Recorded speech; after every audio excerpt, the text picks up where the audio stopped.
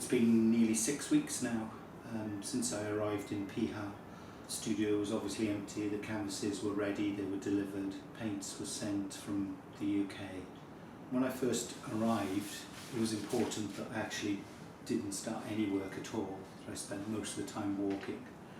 I went out with a camera and a sketchbook in the immediate area of Piha, Kitty Falls, White Beach, local coastal paths, Kari, and of course Piha Beach itself, at different tides. The first thing that I had to struggle with was obviously the jet lag, but primarily the difference in light and how intensely focused it all felt. I'd read about it, so I'd kind of been forewarned in many ways, but nothing could prepare for the actuality of feeling like I'd just been given a new prescription. As I say, the clarity was so intense, it questioned reality in many respects. The sharpness and focus, the intensity of colour, everything was blazing. It was hot, it was humid. It felt completely different to anything else that I'd experienced when travelling. I was kind of thrown to begin with because I didn't know quite where I could start dealing with that. So I made a determined commitment to try not to have any expectations at all from the work, and to acquaint myself with being here, acquaint myself with building a studio that I felt comfortable with. I mean, as you can see, the studio is absolutely fantastic. It has given me a real sense of belonging and place here. And I've been able to very quickly feel at ease with creating in a new space. Often it takes a long time to get to know a studio, you know, where the particular hot spots are in the studio, where you can make good decisions, if you like, because that seems to be what and how my studio operates in Wales. There are particular areas in the studio that the painting can be read more accurately, at perhaps slightly oblique angles rather than front on, where the light catches in a particular way, particular distance from the painting, from the picture plane. So those hot spots and areas of the studio where radical decisions could be made, good decisions could be made, actually came really quite quickly, which I was relieved to find. I started, after about a couple of weeks, working with some small pieces, and the immediate bush of the garden here at Earthskin, and it was the light penetrating many of the leaves that really drew my attention. And it was that kind of simplicity of the kind of transparency in the leaf and the beautiful colour in the green that gave me my first few paintings. There were a couple of issues in terms of lighting in the studio needed to be adjusted. At one point it was quite harsh, quite cold, so we changed that, and I could again be a little bit more sensitive in my colour mixing. I was very aware that I could force issues and force a change upon my work, and I think that's probably the most difficult thing when an artist travels. I always find it very difficult to work quickly in a sketchbook, too immediately when I arrive at a new place in a sketchbook, because I find myself being drawn into the kind of picturesque, the drawings that are sort of mementos or souvenirs of place, rather than the act of drawing to learn a place. So they become pictures, illustrations almost. I've been able to travel a little bit. I've been able to travel to Rotorua, Tongariro, which I didn't do the pass, or the crossing. Here we have, you know, incredible sulphurous oranges, silicas, the weeping colours at Oraki Karako.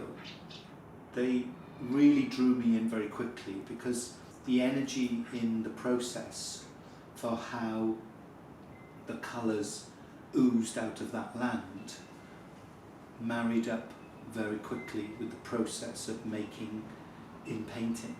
And so the kind of way that the colour is forced to bleed and run and smudge and drag on the surface of the linen is quite similar to the process that is creating those structures and colours in the land. Oranges and greens and blues together would have definitely, previous to this trip, been a combination that I perhaps would have stayed very clear of. You know, there is an awkwardness when you use new colour combinations and juxtapositions, but because I'd seen them and I'd felt that I'd genuinely responded to place, they weren't putting them together, or didn't feel like I was putting them together for an aesthetic reason or an experiment for the sake of it. So it's all felt incredibly humble and honest. I've got 18 paintings now in 6 weeks, which has probably been the most prolific of outputs that I've ever experienced. So the pressure doing this kind of residency is extremely different, knowing that X amount of paintings need to be delivered for that particular show within X amount of time, 6 weeks, has been really demanding. But I genuinely feel that each and every painting has worked. There's not one that I feel is weaker than the other, and that is so unusual.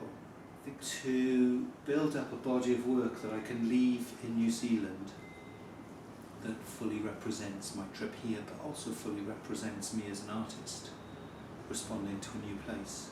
The studio here set in Earthskin couldn't be any better. It is the most idyllic of settings. The windows are open, of course it's summer. Chickens come to visit each day. There's wildlife in the garden. Nature is in abundance with a joyous offspring of fruits and vegetables. I'm now nearly going to pack up the studio, and unfortunately, with the world events as they are, I've been forced to pack up earlier than anticipated. It really hurts to feel that that deadline has been brought forward, not so much because I was rushing work. I think I finished the work in plenty of time, but I feel like I'm packing up the studio before I need to. And I was looking forward to a period of musing with paintings in the studio to learn them before they got packed away. Titles have been quite radically different than what I would usually title works back in the UK. In the UK, titles may have been very simple, one word, onomatopoeic, emotional ways into the painting. But I think it was important here in New Zealand to be far more specific about titles, of where they had been originated, and these canvases and works, to give them an identity and reference that was from their original source and location, whether that was Araki Karako or Kitty Kitty Falls, Thorn Bay in Takapuna. The signature mark making and use of oil and wax is something that obviously I've been keen to reuse here in New Zealand. I use palette knives, I don't use brushes. Palette knives and fingers wiping, simultaneously wiping and creating and destroying the surface. That balance, that tension of construction and destruction has always been important in the way that I paint.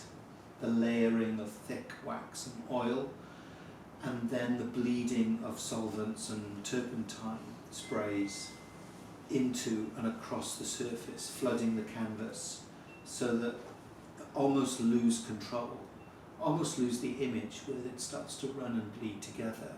And then there's a kind of an immediate wrestle and confrontation to hold that back from being completely obliterated and lost, with rags wiping the turpentine back into the surface, being able to wipe away, almost like a kind of monoprint in printmaking.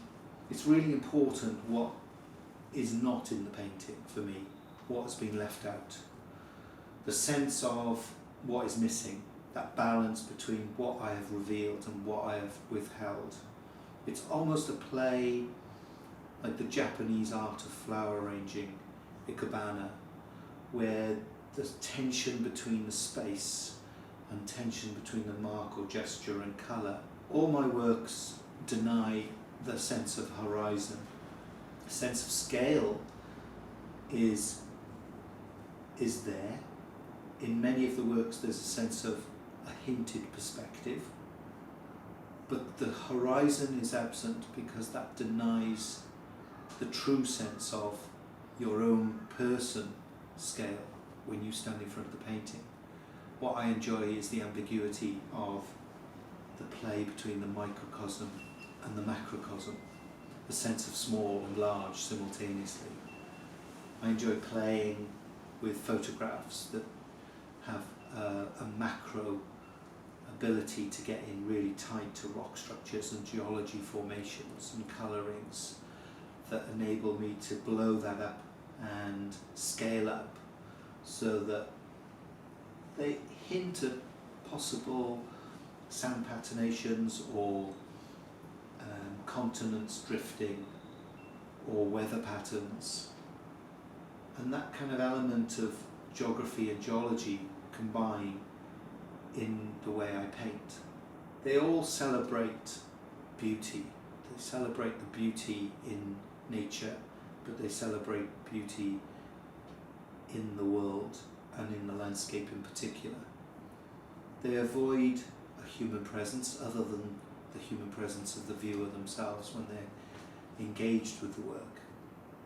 When I'm working on the beach or photographing or drawing, I tend to avoid walking and working with footsteps that other people have seen that particular or experienced that rock.